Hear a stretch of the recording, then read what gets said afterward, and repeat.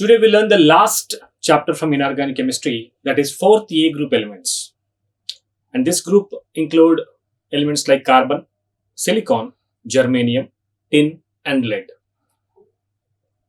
First ఇయర్లో మనం నేర్చుకునేటువంటి అకర్బన శాస్త్రంలో చివరి అధ్యాయం ఇది ఫోర్త్ ఏ గ్రూప్ మూలకాలు అని చెప్పుకుంటాము. కార్బన్, సిలికాన్, జర్మేనియం, టిన్ మరియు లెడ్ మూలకాలు ఈ గ్రూప్ లో మనకు కనిపిస్తాయి. కార్బన్ పరమాణు సంఖ్య 6, దీని విన్యాసం 1s2 2s2 2p2. ఈ విధంగా ఈ మూలకాల యొక్క సాధారణ బాహ్య కర్పరపు ఎలక్ట్రాన్ విన్యాసం మనకి ns2 np2 గా మనం గమనించవచ్చు. So the elements of this group are carbon, silicon, germanium, tin and lead. Tin is nothing but stannum, is the Latin name. Tin is the common name. This is lead, common name. Pb means plumber. And the outermost configuration of these elements is ns2 np2. The expected oxidation state is +4. Even -4 is also possible, but these elements doesn't have that much strong electronegativity to drag electrons. Because of these reasons they show +4 or they are perfectly covalent molecules in generally. సాధారణంగా ఈ మూలకాలన్నీ కూడాను 4 సంయోజనీయ బంధాలు ఏర్పరచుకుంటాయి. అత్యధిక రుణ విద్యుదాత్మక కలిగిన మూలకాలతో బంధం ఏర్పరచుకున్నప్పుడు +4 ఆక్సికరణ స్థితిని కూడా ప్రదర్శిస్తాయి. కానీ మళ్ళీ మనము ప్రీవియస్ చాప్టర్లో నేర్చుకున్నట్టుగానే జడ ఎలక్ట్రాన్ జంట ప్రభావం కారణం చేత +4 తో పాటు +2 కూడా ఆక్సికరణ స్థితిగా మనం ఇక్కడ చూడవచ్చు. And coming to its occurrence and their abundance, silicon is going to be, as we have discussed in our previous chapters, this is one of the most abundant element. This is not a metal, this is an element, most abundant element in the Earth's crust, with second position, that is 27% of the Earth's crust in mass is because of silicon.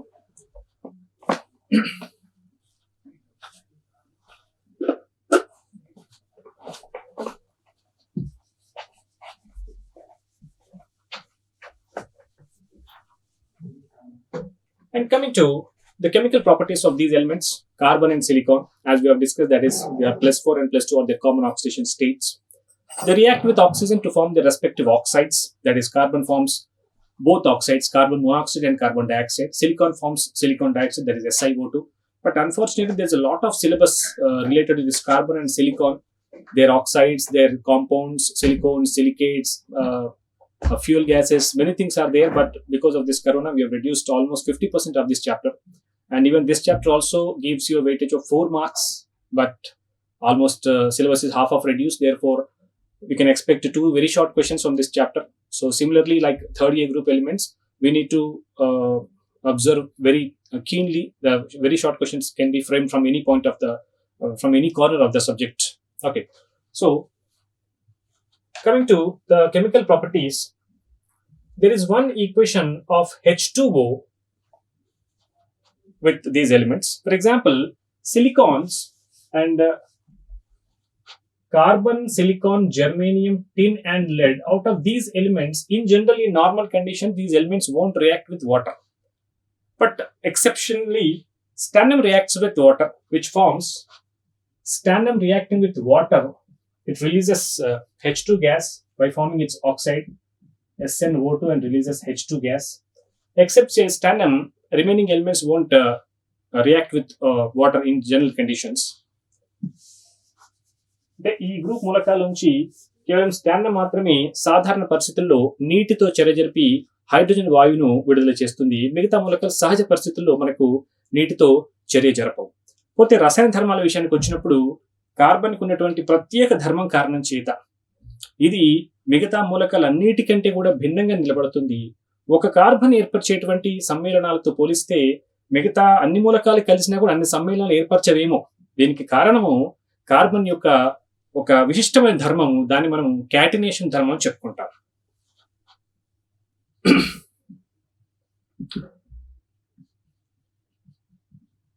This is the specific property because of which carbon exhibits a variety of compounds compared to other elements. What do you mean by a catenation property? Catenation is nothing but self-linkage. Carbon continues to form chains. Carbon continues to form bonds among the carbons, and it can form very, very long chains. Because of this reason, it can form variety of compounds. Carbon తనలాంటి ఇంకొక కార్బన్లతో మరి ఒక కార్బన్లతో interlinkage self linkage చేస్తూ కార్బన్లు మరి ఒక కార్బన్లతో బంధాలు ఏర్పరచుకుంటూ అనేక రకాలైనటువంటి శృంఖలాలను సమ్మేళనాన్ని ఏర్పరుస్తాయి. కాబట్టి ఈ ప్రత్యేక ధర్మం కారణం చేత కార్బన్ అనేక సమ్మేళనాలను ఏర్పరుస్తుంది. ఆ ధర్మమే క్యాటనేషన్ ధర్మము, క్యాటనేషన్ ప్రాపర్టీ అంటాం. ఇంకా ఈ చాప్టర్ లో సిలబస్ లో చాలా వరకు తీసేయగా మనకు మిగిలినటువంటివి కార్బన్ యొక్క అల్లోట్రాఫ్స్ రూపాంతరాలు మాత్రమే. సో కార్బన్ యొక్క రూపాంతరాలు మాట్లాడుకునే ముందుగా కార్బన్ యొక్క ఐసోటోపుల గురించి మాట్లాడుకుంటే కనుక కార్బన్ కి మనకి 3 రకాల ఐసోటోపులు మనకి దర్శనమిస్తుంది. C612, C613 and C614. That is, carbon exists in 3 isotopic forms, that is C612, C613 and C614, out of which C612 is going to be very, very stable compound. Hence, we consider 12 as its atomic weight in general for carbon. And among these 3 isotopes, this isotope is a radioactive element having almost 5,770 years as its half-life. That means it will reduce to its half of its mass in 5,770 years. That is its half-life. Carbon యొక్క ఐసోటోపులు మనకు 3 కనిపిస్తాయి. C612, C613 మరియు C614. C612 అనేది అత్యంత స్థిరమైనది కాబట్టి సాధారణంగా మనం carbon యొక్క పరమాణు భారాన్ని 12గానే మనము నిర్ణయిస్తాం.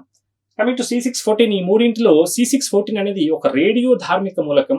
దీని యొక్క అర్ధచర్య జీవితము దాదాపు 5,770 సంవత్సరాలు, 5,770 ఇయర్స్. అంటే ఇది తన పరిమాణంలో సగభాగానికి 5,770 సంవత్సరాలలో చేరుకుంటుంది. ఆ రేడియో యాక్టివిటీ కారణంగా, రేడియో ధార్మికత మూలకంగా తన బరువుని 5,770 సంవత్సరాల్లో కోల్పోతుంది, సగం బరువుని కోల్పోతుంది. So this is regarding radio activity of carbons.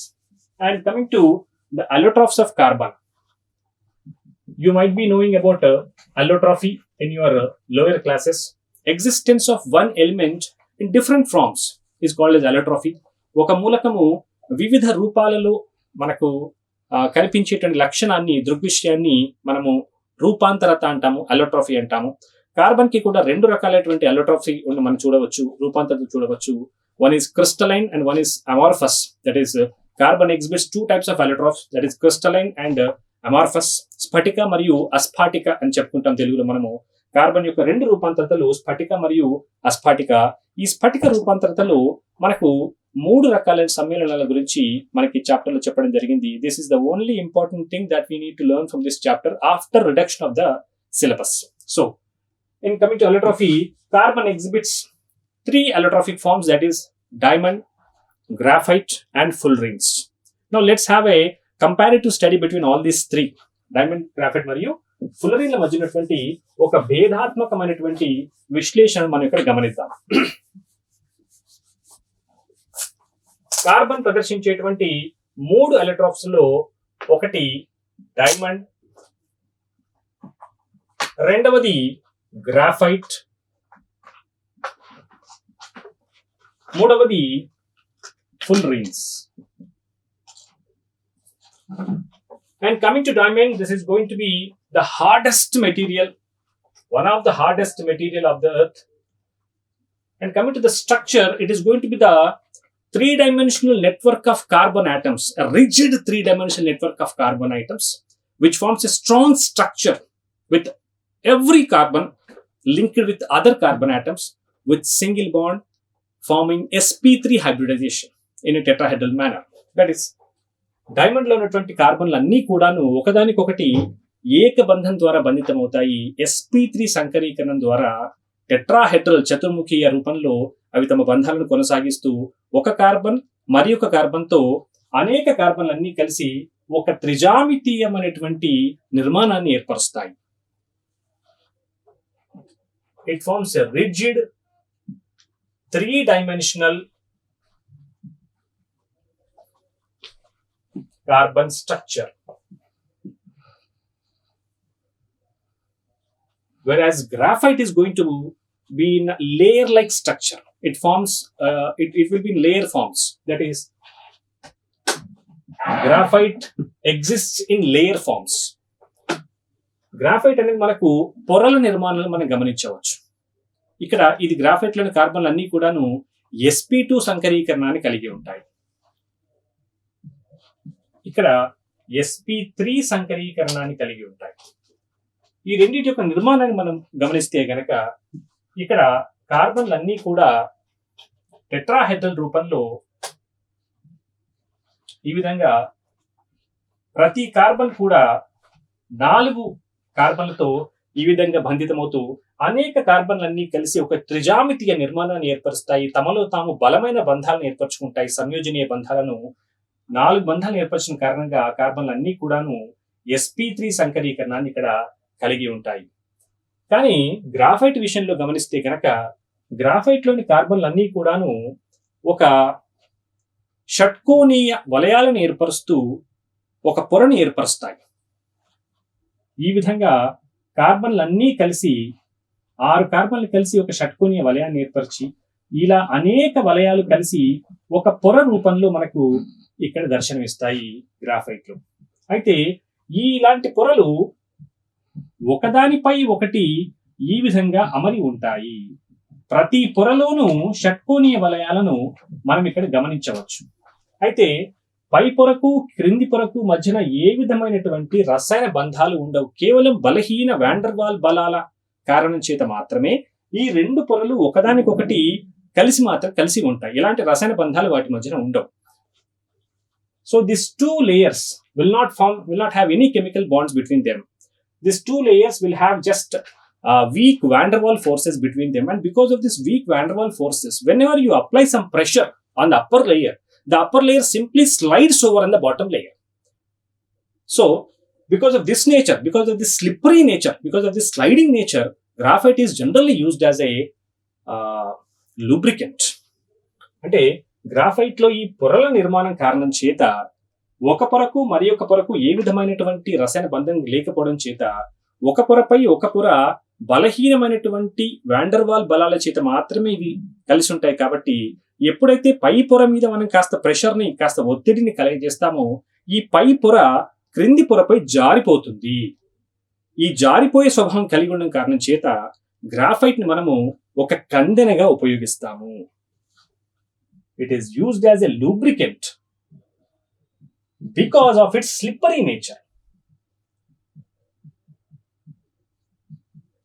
And coming to the bonding, you can see every carbon is having only 3 bonds.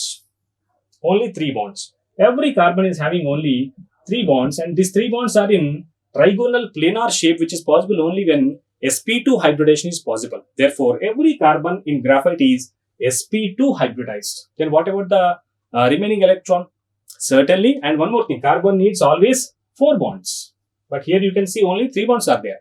Therefore, every carbon will be having a double bond with its neighboring carbons. Therefore, a double bond exists between 2 carbon atoms, and because of this reason a pi electron delocalization is possible over here. And because of that pi electron delocalization, graphite functions as a very good conductor. అంటే graphite లో మనకు గమనిస్తే కనుక నిర్మాణంలో ప్రతి carbon కి మనకు 3 బంధాలు మాత్రమే మనం చూస్తున్నాం. 3 బంధాలు అవి కూడా సమతల త్రిభుజాకారంలో మనకు కనిపిస్తున్నాయి. అంటే అది sp2 సంకరీకరణ చేత మాత్రమే జరుగుతుంది. మరి కార్బన్ కి ఎప్పుడు కూడా 4 బంధాలు కావాలి. కాబట్టి ఆ సంకరీకరణలో పాల్గొనటువంటి ఆ చివరి ఎలక్ట్రాన్ ఏదైతే ఉందో అవి పై బంధాలను ఏర్పరుస్తాయి. అంటే ప్రతి కార్బన్ కూడా తన పక్క కార్బన్లతో ఒక ద్విబంధాన్ని కలిగి ఉంటుంది. ఈ విధంగా ప్రతి కార్బన్ కూడా తన పక్క కార్బన్లతో ఒక ద్విబంధాన్ని కలిగి ఉండడం చేత పై ఎలక్ట్రాన్ల యొక్క అస్థానీకృతం జరుగుతుంది. కాబట్టి పై ఎలక్ట్రాన్లు అన్ని కూడాను ఆ నిర్మాణం అంతటా తిరిగి వస్తుంటాయి. కాబట్టి పై ఎలక్ట్రాన్ డీలోకలైజేషన్ జరుగుతుంది. దీని వలన గ్రాఫైట్ ఒక వాహకంగా పనిచేస్తుంది. Hence, graphite is used as a very good electrical conductor in different chemical reactions, electrolysis reactions. Now let's move to the fullerenes. This is a different structure. Fullerenes విషయానికి వచ్చినప్పుడు విద్యుత్ చాపనలో జడ మూలకాల ఎయిత్ గ్రూప్ ఎలిమెంట్స్ ఏవైతే ఉంటాయో జడ వాయువులు అంటాం. జడ వాయువుల సమక్షంలో మనం గ్రాఫైట్ ని వేడి చేసినప్పుడు మనకు ఫుల్లరీన్ ఏర్పడుతుంది. When you heat graphite in presence of inert gases in electrical arc, fullerenes are formed and they are cage like structures. ఫులరిన్లు ఒక పంజరం లాంటి నిర్మాణాన్ని కలిగి ఉంటాయి. ఇక్కడ కార్బన్ యొక్క సంఖ్య 60 నుంచి 70 వరకు చాలా ఎక్కువ సంఖ్యలో ఉంటుంది. ఇన్ జనరల్ గా 60 కార్బన్ ఉన్నటువంటి ఫులరిన్ మనం ఇక్కడ పరిగణిస్తాము C60 కార్బన్స్ అంటాము. ఈ 60 కార్బన్లు కూడా ఒక బంతి ఆకారంలో తమ నిర్మాణాన్ని కలిగి ఉంటాయి. అందులో కొన్ని షట్కోణీయ, కొన్ని పంచకోణీయ నిర్మాణాలను కలిగి ఉంటాయి. ఈ విధంగా మనం ఇక్కడ గమనించవచ్చు.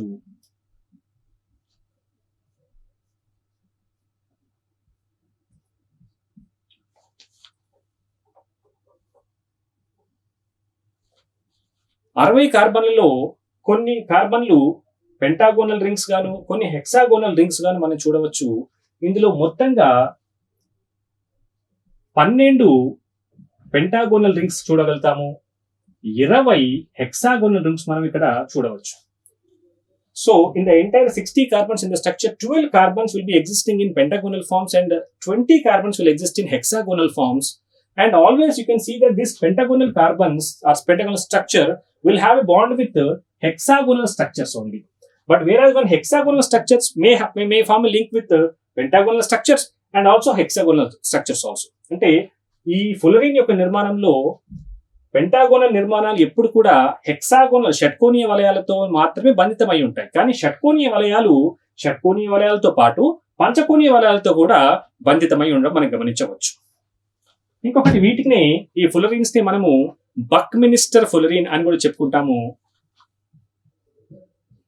ఇవి ఒక ఫుట్బాల్ బంతిలాగా, ఒక సాకర్ బంతిలాగా ఉండడం చేత వీటిని మనము బక్కీ బాల్స్ అని కూడా చెప్పుకుంటాము.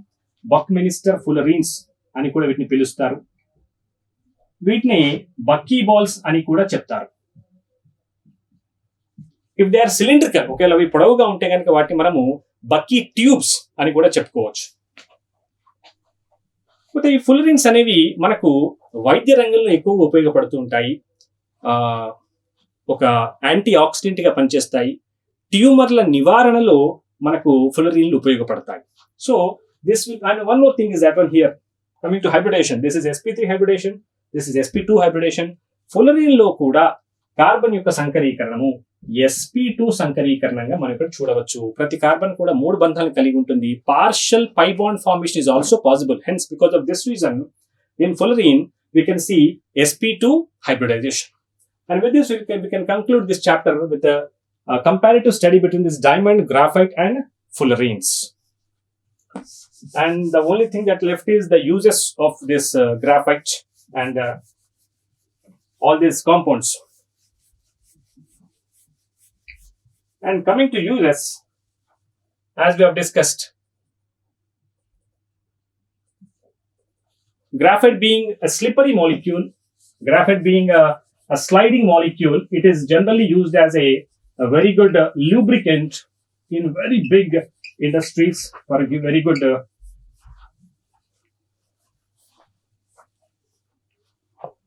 సో గ్రాఫైట్ జారుడు స్వభావాన్ని కలిగి ఉండడం చేత పెద్ద పెద్ద పరిశ్రమల్లో దాన్ని కందెనగా ఉపయోగిస్తాము, పొడి కందెనగా ఉపయోగిస్తాం. It is used as dry lubricant in industries.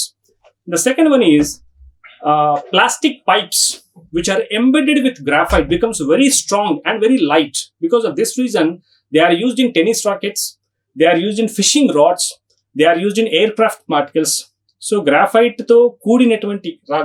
కూరినటువంటి ఈ ప్లాస్టిక్ ట్యూబ్స్ అనేవి తేలికగాను మరియు దృఢంగాను ఉండడం చేత వీటిని టెన్నిస్ బ్యాట్లలోను, అదేవిధంగా చేపలు పట్టేటువంటి ఫిషింగ్ రాడ్స్ లోను, అదేవిధంగా విమాన విడిభాగాలలోనూ ఉపయోగిస్తాం. రెండవది కోల్ విషయానికి వస్తే కార్బన్ మనకి యాక్టివేటెడ్ చార్కోల్ అంటాము. అంటే ఉత్తేజితపరచబడినటువంటి చార్కోల్ లేదా బొగ్గుని మనము విషవాయువులను అధిశోషించడానికి గనులలో ఉపయోగిస్తారు. అదేవిధంగా నీటిని ఫిల్టర్ చేయడానికి కూడా మనం ఈ యాక్టివేటెడ్ చార్కోల్ ని ఉపయోగిస్తాం. అదేవిధంగా కార్బన్ యొక్క మరి యొక్క రూపం అయినటువంటి కోక్ ని ఒక మంచి ఇంధనంగా ఉపయోగిస్తాము. ప్రొడ్యూసర్ గ్యాస్ మరియు వాటర్ గ్యాస్ రూపంలో మనం ఈ కార్బన్ ని ఒక మంచి ఇంధనంగా ఉపయోగిస్తాం.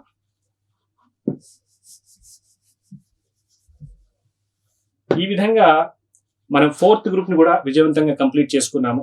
అయితే సిలబస్లో చాలా కోత కారణంగా 3rd A గ్రూపు మరియు 4th A గ్రూపుల్లో చాలా మటుకు సిలబస్ అంతా కూడా ముఖ్యమైన ప్రశ్నలు, ప్రతి సంవత్సరం ఏవైతే ముఖ్యమైన ప్రశ్నలు అని చెప్తామో, ముఖ్యమైన అంశాలు అని అనుకుంటామో, ఆ అంశాలన్నీ ఈ సంవత్సరము డిలీట్ చేయబడ్డాయి. కాబట్టి ఈసారి వెరీ షార్ట్ క్వశ్చన్స్ నుంచి ఎక్స్పెక్ట్ చేసే అవకాశం ఉంది. కాబట్టి టెక్స్ట్ బుక్లో ఉన్నటువంటి ఇన్ టెక్స్ట్ బుక్లో ఉన్నటువంటి కొన్ని ప్రశ్నలు కూడా మనము గమనించాలి. ఫర్ ఎగ్జాంపుల్,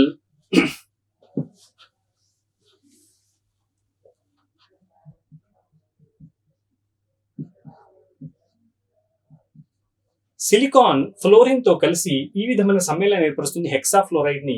కానీ అదే సిలికాన్ క్లోరిన్ తో కలిసి ఈ రకమైన సమ్మేళనాన్ని ఎందుకు ఏర్పరచదు అని ఒక ప్రశ్న మనకు అడిగే అవకాశం ఉంది.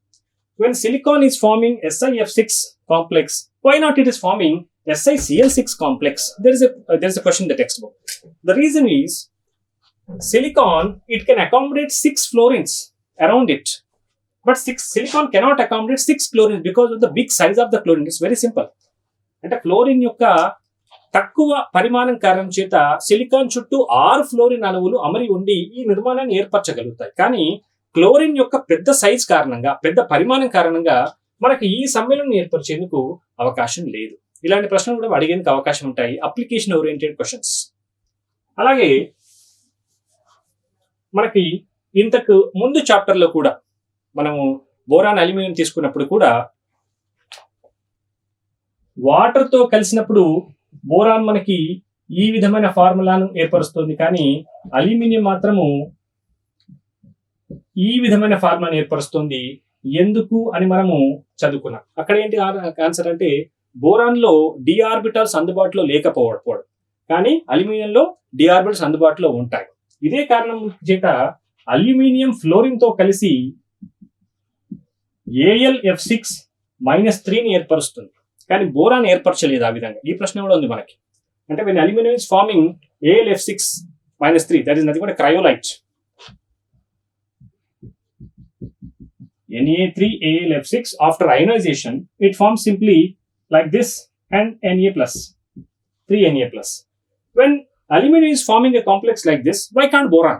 There is one possibility of one possible asking question. ఇక్కడ ఆన్సర్ ఏం చెప్తున్నాం అంటే, the same answer for this two questions is availability of d orbitals. That is, d orbitals అనేవి అల్యూమినియంలో అందుబాటులో ఉంటాయి, కానీ బోరాన్లో అందుబాటులో ఉండవు. ఈ కారణం చేత ఇది ఏర్పడే అవకాశం లేదు. అలాంటిది ఇంకొక అప్లికేషన్ క్వశ్చన్ ఏంటంటే, అల్యూమినియం క్లోరైడ్ కలిగి ఉన్నటువంటి ఆ బాటిల్ మూత ఓపెన్ చేసినప్పుడు మనకు తెల్లని పొగలు కనిపిస్తాయి, ఎందుకు అని అడుగుతారు. White dense fumes are observed when aluminum chloride, which is anhydrous aluminum chloride bottle is opened. We can observe white dense fumes. Why? ఎందుకు ఏర్పడతాయంటే దానికి జవాబు ఏంటంటే, అల్యూమినియం క్లోరైడ్, అనార్ద్ర అల్యూమినియం క్లోరైడ్ బాటిల్ ఓపెన్ చేయగానే ఇది వాతావరణంలోకి వచ్చేసి వాతావరణం తేమతో చర్య జరిపి అల్యూమినియం క్లోరైడ్ ని ఏర్పరుస్తుంది మరియు HCl వాయువుని ఏర్పరుస్తుంది. కాబట్టి ఆ HCl వాయువు మనకు తెల్లని పొగల రూపంలో కనిపిస్తుంది. సో ఇలాంటి అప్లికేషన్ ఓరియంటెడ్ క్వశ్చన్స్ మీద ఈ సంవత్సరం మనం ఎక్కువగా దృష్టి సారించడము చాలా ముఖ్యం. So with this we'll conclude all these 4 chapters, first year, second year, third year and fourth year. Well children, before concluding the chapter, let's take little homework and submit this to your respective teachers and lecturers. So as I told you that there is a lot of reduction in this chapter, we can expect only very short questions. So let's have a fast recap and write all these things and submit all these things to your respective teachers. From third year group elements, you need to remember their occurrence, that is where from we get boron and aluminium, that is boric acid and borax, kernite, and coming to aluminium, bauxite, cryolite. So you need to remember this cryolite occurrence. And coming to the gallium, this can be an important question for this academic year. Gallium, its melting point, why it is existing in a liquid form, and coming to why its atomic radius is less compared to aluminium. These two questions can be, there's a possibility of making a question from this topic, gallium. And next, the reactions of aluminium with acids and bases. As I've discussed, aluminium is going to be amphoteric in nature. It reacts both with acids and bases. We got 2 reactions we have discussed in our class. So do concentrate on that reactions too. And the next one is these three questions, they are like application questions. Why this is forming and why not this is forming? So they may ask you questions like that. They have a comparison always, like with fluorine, boron forms only a tetrafluoride, but whereas aluminum is forming hexafluoride. Why? We have discussed. The answer is going to be simple: the availability of d orbitals. And same here also. Why can't BF6? Of course, actually, these two questions are similar. Why BF6 minus 3 is formed? Why can't this is formed? Once again, the same answer, that is d orbital availability is not there. And coming to the last question we have discussed, that is whenever you open the bottle of AlCl3, that is anhydrous AlCl3, we can see white dense fumes. Why it is formed? When it reacts, the answer is when AlCl3 comes out, it reacts with atmospheric moisture and it forms HCl. HCl is white dense. So because of the presence of that HCl, that white fumes are observed. So these are going to be the answers and the important things that you need to remember for this preparation. So ఈ సంవత్సరం మనకు syllabus చాలా కోత జరిగింది కాబట్టి చిన్న చిన్న questions నుంచి మనకి ఈసారి క్వశ్చన్స్ ను తయారు చేసే అవకాశం ఉంది. కాబట్టి ఒకసారి మనకు అక్కరెన్స్ ని మీరు చూసుకోండి. లభ్యత అంటాము. బోరాన్ మరియు అల్యూమినియంలు ఎక్కడెక్కడ ఏ ఏ సమ్మేళనాల్లో మనకు లభిస్తాయి. మనకు బోరాన్ నుంచి చదువుకున్నాం, అల్యూమినియం నుంచి చెప్పుకోవడం జరిగింది, వాటి యొక్క సంఘటనలు, సమ్మేళనాలు. అదేవిధంగా గ్యాలియం యొక్క పరమాణు వ్యాసార్థం ఎందుకు అల్యూమినియం కంటే తక్కువ ఉంటుంది అనే ప్రశ్న రావచ్చు. అదేవిధంగా గ్యాలియం ఎందుకు గది ఉష్ణోగ్రత వద్ద ద్రవ స్థితిలో లభిస్తుంది, ఇలాంటి ప్రశ్న ఉత్పన్నమయ్యే అవకాశం ఉంది. ఆ తర్వాత అల్యూమినియము ద్విస్వభావ లక్షణాన్ని కలిగి ఉంటుంది కాబట్టి అది ఆమ్లాలతోనూ క్షారాలతోనూ చర్య జరపగలదు. సో దానికి సంబంధించిన చర్యలు మనము క్లాస్లో చెప్పుకోవడం జరిగింది. అది కూడా మీరు ఒకసారి ప్రాక్టీస్ చేసి మీ లెక్చరర్స్ కి ఒక హోంవర్క్ రూపంలో పంపించండి. ఆ తర్వాత ఈ 3 అప్లికేషన్ క్వశ్చన్స్, అంటే ఫ్లోరిన్ తో కలిసినప్పుడు బోరాన్ టెట్రాఫ్లోరైడ్ ని ఏర్పరిచినప్పుడు అల్యూమినియం హెక్సాఫ్లోరైడ్ ఏర్పరుస్తుంది, ఎందుకు బోరాన్ ఏర్పరచలేకపోతుంది అనే ప్రశ్న ఉత్పన్నం కావచ్చు. ఇక్కడ జవాబు డి ఆర్బిటాల్స్ లేకపోవడం వలన బోరాన్ లో సాధ్యం అవ్వదు. అల్యూమినియం 3s2 3p3 కాబట్టి 3d కూడా అల్యూమినియంలో ఉంటుంది. ఈ కారణం చేత అల్యూమినియం ఏర్పరిచేటువంటి అనేక సమ్మేళనాలను బోరాన్ కూడా ఏర్పరచడం జరగదు. ఇదే విధంగా బోరాన్ ఎందుకు ఈ రకమైన సమ్మేళనం ఏర్పరచదు అంటే కూడా జవాబు డి ఆర్బిటాల్స్ బోరాన్ లో లేకపోవడమే.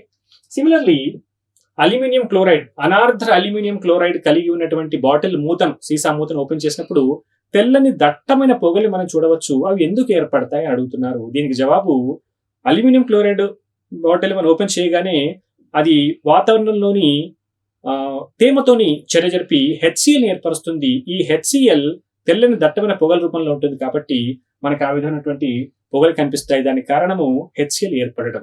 ఇలాంటి అప్లికేషన్ ఓరియంటెడ్ లో ఈసారి క్వశ్చన్స్ అడిగేందుకు ఎక్కువగా అవకాశం ఉంది. వాటి యొక్క ఈ 2 చాప్టర్స్ కి మన కామన్ గా చెప్పుకున్నటువంటి ఒక కామన్ టాపిక్ జడ ఎలక్ట్రాన్ జంట ప్రభావం. దీని కారణం చేతనే వాటి యొక్క ఆక్సీకరణ సంఖ్యలు మనకు ఒక తగ్గుదలని గమనించాం. +3 ఉండవలసింది మనకి ఇక్కడ +1 ఉంటుంది. సో దానికి కారణము జడ ఎలక్ట్రాన్ జంట ప్రభావం. ఇలాంటి చిన్న చిన్న అంశాల పట్ల మీరు కాస్త జాగరూకతతో వ్యవహరించండి. అదేవిధంగా 4th గ్రూప్ వచ్చినప్పుడు ఇక్కడ కూడా మనకు అక్కరెన్స్, వాటి లభ్యత, పీబీ మనకు గెలిన రూపంలో లభిస్తుంది, పీబీఎస్ అంటాం. అది అక్కరెన్స్ చూసుకోండి. అదేవిధంగా క్యాటినేషన్ మీరు ఆర్గానిక్ కెమిస్ట్రీలో నేర్చుకుంటారు. సెల్ఫ్ లింకేజ్ అంటాం. కార్బన్ లో ఇంకొక కార్బన్ తో శృంఖలాలు ఏర్పరిచేటువంటి లక్షణాన్ని లేదా ప్రక్రియ లేదా దృగ్విషయాన్ని మనం క్యాటినేషన్ చెప్పుకుంటాం. సో ఇది మీరు గమనించండి. అదేవిధంగా ఈ చాప్టర్కి వచ్చేటటువంటి విషయం ఏంటంటే చాలా తక్కువ సిలబస్ మనం ఈ 4th ఇయర్ గ్రూప్ లో చూడవచ్చు ఆఫ్టర్ రిడక్షన్. ఇంకా చివరి లాస్ట్ మిగిలింది మనకి అల్లోట్రోఫీ మాత్రమే. అల్లోట్రోఫీ అంటే రూపాంతరత. కార్బన్ యొక్క 3 రూపాంతరతలు మనం ఇక్కడ డిస్కస్ చేయడం జరిగింది: డైమండ్, గ్రాఫైట్ మరియు ఫులరిన్. ఈ డైమండ్, గ్రాఫైట్, ఫులరిన్ యొక్క నిర్మాణాలు, వాటి సంకరీకరణ, this is very important. As we have discussed, sp3 graphite, sp2 fullerene కూడా sp2. గ్రాఫైట్ లోను ఫులరిన్ లోను పై బంధాల ఏర్పాటు ఉంటుంది, పై బాండ్ డీలోకలైజేషన్ ఉంటుంది, పై ఎలక్ట్రాన్ల యొక్క అస్థానికృతం ఉంటుంది. కాబట్టి ఇక్కడ మనకు వాహకత్వాన్ని ఇక్కడ ఎక్కువగా గమనించవచ్చు. డైమండ్ లో అలాంటి వాహకత్వం ఉండదు. Diamond is pure insulator. Diamond ద్వారా విద్యుత్తు ప్రవహించదు, ఎందుకంటే అక్కడ ఎలాంటి స్వేచ్ఛ ఎలక్ట్రాన్లు లేవు. ఇలాంటి సంకరీకరణ గుర్తుపెట్టుకోండి. వీటికి ఉపయోగాలు, గ్రాఫైట్ ఎలా ఉపయోగపడుతుంది, మనకు ఒక కందెనగా ఉపయోగపడుతుంది చెప్పుకున్నాం మనం. It's used as a dry lubricant. Fullerene is used in biomedical applications, tumour నివారణలో కానీ, ఒక యాంటీ ఆక్సిడెంట్ గా కానీ, ఒక క్యాటలిస్ట్ గా కానీ మనకి ఇది ఉపయోగపడుతుంది. ఇంకా డైమండ్ ఒక విలువైన